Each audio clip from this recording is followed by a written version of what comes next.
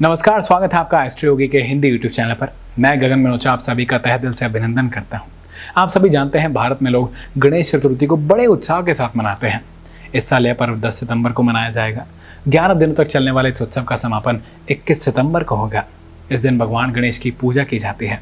यह त्यौहार मुख्य रूप से महाराष्ट्र, गुजरात, कर्नाटक और उत्तर प्रदेश में मनाया जाता है और काफ़ी बड़ी धूमधाम से मनाया जाता है।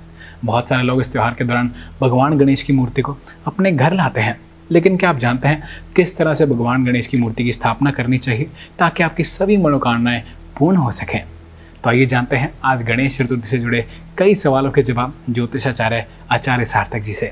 स्वागत है आपका सार्थक जी। नमस्कार। हाँ जी, तो मेरा सबसे पहला सवाल है, जो इस साल हम गणेश चतुर्थी मनाने जा रहे हैं उसके दिन के शुभ दिन है 10 सितंबर जी। अगर मैं शुभ मुहूर्त की बात करूं तो शुभ मुहूर्त क्या रहेगा? देखिए 11:03 से दोपहर के समय ये मुहूर्त शुरू होगा और 1:33 दोपहर तक ये रहेगा।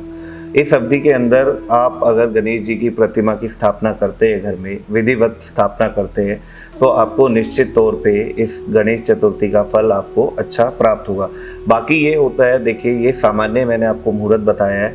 इसके लिए आपको आपकी स्टेट के अनुसार अलग अलग जगह पे समय निर्धारित होता है, जो आप स्क्रीन पे विजिबल भी देख पाएंगे। जैसे कर्नाटक में कुछ और समय है, दिल्ली में कुछ और है, लेकिन ये जो सामान्य समय रहेगा ये 11:03 से 1:33 तक का समय रहेगा।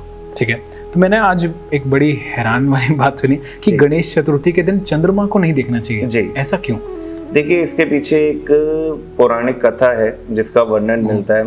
असल में जब भगवान गणेश कहीं से भोजन समाप्त करके आ रहे थे तो रास्ते में उनको चंद्रमा मिले, जो चंद्र देवता है वो मिले, और उन्होंने उनका चेहरा देख के उनका आभास उड़ाना शुरू कर दिया। उन्होंने बोला कि कैसा शरीर इंसान वाला है और गज का मुख लगा हुआ है, बड़े बड़े कान हैं, सूंड है। तो इस चीज़ को लेके काफ़ी ज़्यादा उस समय में अगर देखा जाए देवताओं के बीच में भी बाद में बहुत वाद विवाद हुए थे। तो गणेश जी ने बहुत ज़्यादा एक कह लीजिए कि गुस्से में आकर चंद्रमा को श्राप दिया। उस समय चंद्रमा को श्राप ये दिया कि तेरी मृत्यु हो जाएगी कुछ समय में और धीरे धीरे करके तू क्षीण होता चला जाएगा। तो इस चीज़ के कारण फिर क्या है कि चंद्रमा जो चंद्रदेव थे वो बहुत ज़्यादा परेशान हो गए और उन्होंने जाके अन्य देवी देवताओं से गुहार लगाई कि ऐसा मेरे को श्राप दे दिया गया है। तो क्योंकि जब वो उनको पहले विश्वास नहीं आया कि ये गज से दिखने वाले बालक से अगर कोई श्राप मिलेगा तो मुझे क्या होगा, लेकिन जब उनके साथ सच में ऐसा होने लग गया, उनका शरीर क्षीण होना शुरू हो गया, तो उन्होंने देवताओं से गुहार लगाई। तो देवताओं ने बोला कि केवल और केवल महादेव इसमें आपकी सहायता कर सकते हैं। तो महादेव ने चंद्रमा को अब श्राप लग चुका था। देखिए वो तो ऐसा माना जाता है जब देवी देवता को श्राप दे देते तो वो नहीं हट सकता, लेकिन हाँ महादेव ने क्या किया, चंद्रमा को अपने मस्तक के ऊपर बिठा लिया। मस्तक के ऊपर बिठा लिया तो आप जब भी महादेव की फोटो देखेंगे तो उसमें आपको दिखेगा कि चंद्रमा उनके मस्तक के ऊपर होता है। उस दिन से ये उनकी प्रतिमा भी फिर इस तरीके की बनने लग गई कि उन्होंने अपने मस्तक के ऊपर इसलिए बिठा लिया कि गणेश जी के जो श्राप है उसका प्रभाव ज़्यादा ना पड़े, क्योंकि चंद्रमा को डर था मेरी आयु खत्म हो जाएगी और अब मैं समाप्त हो जाऊंगा।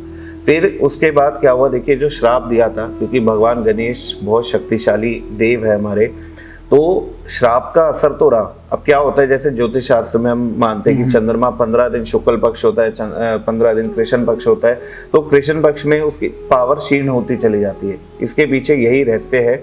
और गणेश जी का श्राप के कारण फिर चंद्रमा ने भी ये बोला कि जिस दिन जैसे गणेश चतुर्थी होती है तो अगर चंद्रमा को देखा जाता है, ऐसी कई पौराणिक कथाएं भी है।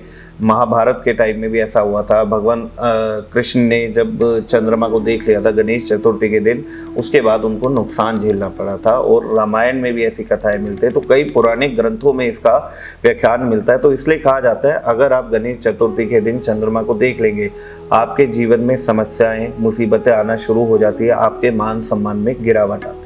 तो वैसे मैंने ये सुना है गणेश जी को मोदक बड़े पसंद है, तो हम सब जानते हैं। और उन्हें क्या चढ़ाया जा सकता है चढ़ावे के तौर पे? देखिए मोदक होता है एक, तो ये तो आपने खुद ही बता दिया कि मोदक उनको बहुत प्रसन्न होते हैं उससे वो, और साथ ही साथ मोतीचूर के लड्डू वो भी अगर उनको चढ़ाए जाते हैं तो इससे माना जाता है कि वो विशेष तौर पे प्रसन्न होते हैं। बाकी जो भी श्रद्धालु है, जो भी भक्त है, अपनी श्रद्धा अनुसार, अगर ऐसा नहीं है कि आप मान लीजिए मिष्ठान में कुछ और अगर आप चढ़ाते तो वो उसको भोग को ग्रहण नहीं करेंगे, लेकिन विशेष तौर पे गणेश जी के लिए मोदक और मोतीचूर के लड्डू ही माने जाते हैं। हाँ जी, मैंने सुना है कि गणेश चतुर्थी के दिन हम जो गणेश जी की मूर्ति घर पर लाते हैं उसका भी कुछ एक प्रकार होता है, उस तरह की मूर्ति हमें घर लानी चाहिए, ऐसा कुछ बताएंगे जरा इस देखिए, बारे तो में? आज के समय में क्या है कि बहुत ज़्यादा चीज़ों का एक कह लीजिए कि ट्रेंड बन चुका है। जब आप देखेंगे कि हर घर में जाएंगे, शो पीस 4-4 गणेश जी की मूर्ति लगी होगी, आमने सामने लोग रखते हैं, एक इस जगह रखा हुआ है, एक दूसरी जगह रखा हुआ है। ये सबसे पहले बहुत गलत माना जाता है, विशेष तौर पे भगवान गणेश की मूर्ति के लिए। अब मूर्ति जब हम लाते हैं, हमें कहीं ना कहीं बहुत महत्वपूर्ण बातों का ध्यान रखना चाहिए। जो सबसे पहले है, देखिए मूर्ति हो तो उसमें उनका 4 भुजाएं होनी चाहिए, विशेष तौर पे ये ध्यान रखना चाहिए। उनकी जो सूंड है वो लेफ्ट की तरफ जानी चाहिए। अगर वो लेफ्ट की तरफ नहीं जाएगी तो विशेष तौर पे घर में हानि होगी, नुकसान होगा, कलह कलेश होंगे। अगर वो राइट की तरफ है, मतलब इसमें एक ये भी माना जाता है, इसका जो महत्व है कि राइट की तरफ जब उनकी सूंड होती है तो उस मूर्ति की, जब आप प्रतिमा की पूजा कर रहे हो, उसका आपको फल नहीं मिलेगा, प्राप्त नहीं होता।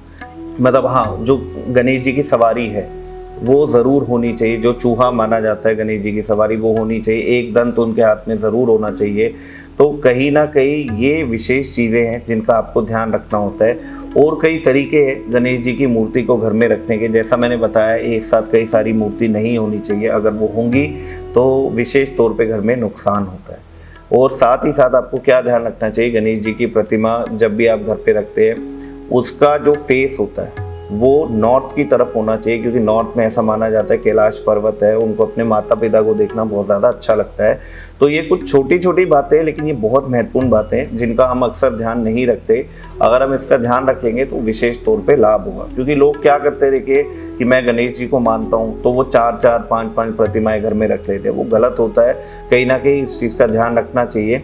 और हाँ, कई बार होता है कि गणेश जी की प्रतिमा आप ऐसी भी ला सकते हैं, जो एक तो बैठे हुए जो अपनी सवारी के ऊपर, एक खड़े हो रखे हैं, वो भी आप ला सकते हैं। लेकिन उसमें भी विशेष तौर पे वो ब्लेसिंग आपको दे रहे हो, इस तरीके की होनी चाहिए। और कई बार माना जाता है अगर वो आराम करते हुए भी एक उनकी प्रतिमा है, वो भी अच्छी मानी जाती है, वो घर में सुख शांति लाती है। लेकिन ज़्यादा जो अच्छी मानी जाती है, बैठे हुए वो हाथ में जैसे एक दंत है, मोदक पकड़ा हुआ है एक हाथ में, 4 भुजा उनकी है, चूहे के ऊपर वो सवारी कर रहे हैं। और विशेष तौर पे सूंड जो लेफ्ट की तरफ होनी चाहिए, इसका ध्यान रखना चाहिए। अगर मैं भी, मेरे मन में भी सवाल आया, आपने बताया कि उनकी सूंड है वो लेफ्ट तरफ होनी चाहिए।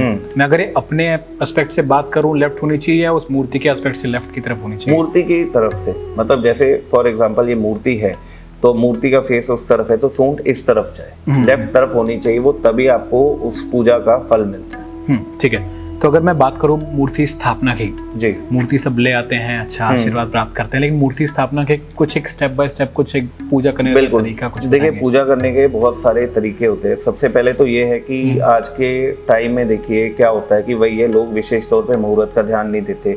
क्योंकि हर किसी की लाइफ फास्ट हो गई है, हर किसी को जल्दी है कि मेरे को यहाँ जाना है, वहाँ जाना है। ये ध्यान रखना होता है कि मुहूर्त का ध्यान रखे।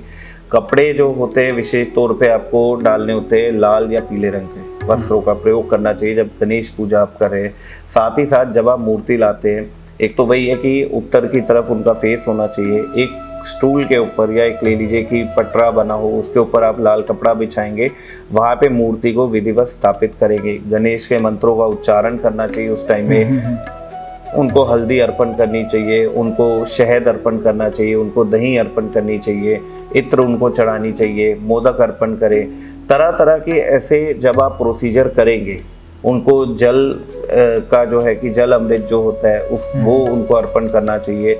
इससे क्या होता है कि विधिवत जब आप पूजा करेंगे, एक तो आपकी आस्था विश्वास बढ़ेगा। क्योंकि क्या होता है, अगर आप गणेश चतुर्थी शुरू हुई है, आपने लोगों को देखा देखी कि चलो सब हम अपने घर में ला रहे हैं, हम भी प्रतिमा ले आते, ला के रख देते हैं और उसकी कोई कद्र नहीं करते, कोई रिस्पेक्ट नहीं करते, तो उसका कोई फायदा नहीं होगा। जितना आपकी श्रद्धा और विश्वास होगी, और ऐसी मान्यता है गणेश सबसे पहले माने जाते हैं, सर्वप्रथम माने जाते हैं कि जब पूजा होती है तो सभी देवों में सबसे पहले उनकी पूजा होती है। तो विशेष तौर पे इस चीज़ का हमें ध्यान रखना चाहिए, वो बहुत ज़्यादा इम्पोर्टेंट है। तो हमने गणेश जी की स्थापना कर ली, पूजा कर रहे हैं, अच्छा है सब। अब आती है बात गणपति विसर्जन की। जी, उसका कुछ एक पूजा करने का एक तरीका होता है?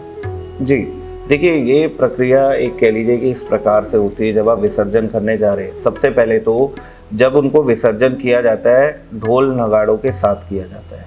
रंगों का लोग इस्तेमाल करते हैं, जैसे होली पे करते हैं, या गीत भजन गा के उनका जो है कि उनको भेजा जाता है, वो इसलिए विसर्जित किया जाता है कि आप हमारे सारे दुख, हमारी सारी तकलीफें लेके जा रहे हो, यही मांगा जाता है उनसे। अब अगले वर्ष आना, फिर खुशी हमारे घर में, समृद्धि, सुख, पैसा लेके आना।